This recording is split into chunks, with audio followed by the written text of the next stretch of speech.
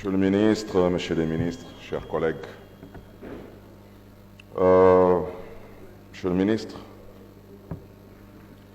avec votre permission, je vous demanderai si vous reconnaissez éventuellement cette voix.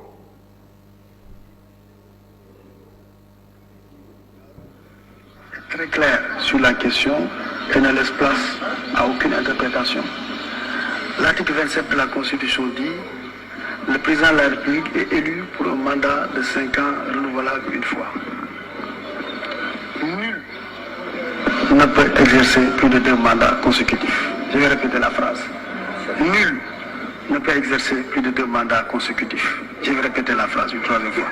Nul ne peut exercer plus de 2 mandats consécutifs. Est-ce qu'il y a place à interprétation?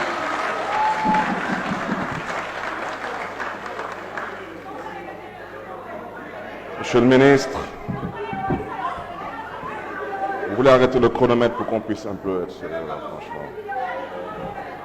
Monsieur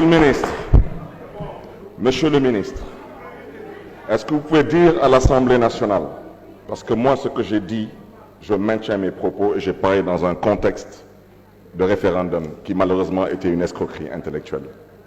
Vous confirmez oui ou non que le président Abdoulaye Wade en 2000 a été élu sous l'empire d'une constitution qui ne limitait pas les mandats présidentiels à 2 et qui ne parlait pas de mandat de 5 ans. C'est la constitution que le président Abdou Diouf nous a laissée ici.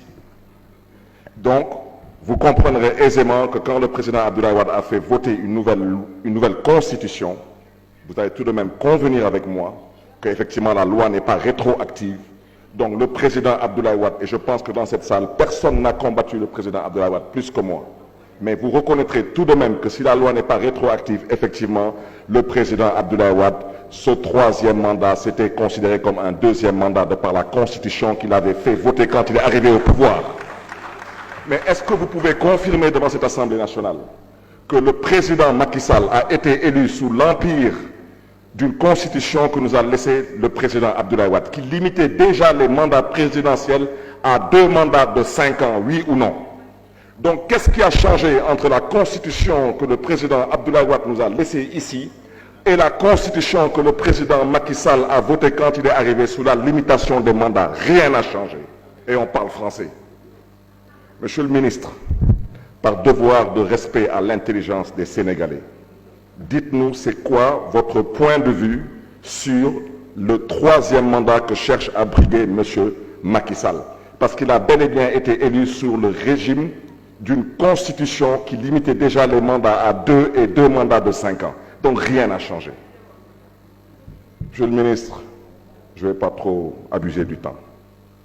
Ça a beaucoup parlé ici. Chers collègues, avec tout le respect qu'on se doit les uns et les autres, on parle beaucoup de violence. On combat tous la violence. Mais une chose est claire. Quand on installe une marionnette à la tête de l'Assemblée avec la présence de la gendarmerie, ça c'est aussi violent. Et ça, vous ne l'avez pas dénoncé. D'accord? Alors je vais vous dire une chose. Cet homme qui est derrière moi, j'ai servi avec lui lors de la 12e législature. Ce n'est pas l'homme que j'attaque. C'est ce qu'on a fait dans cette institution. On a installé une marionnette.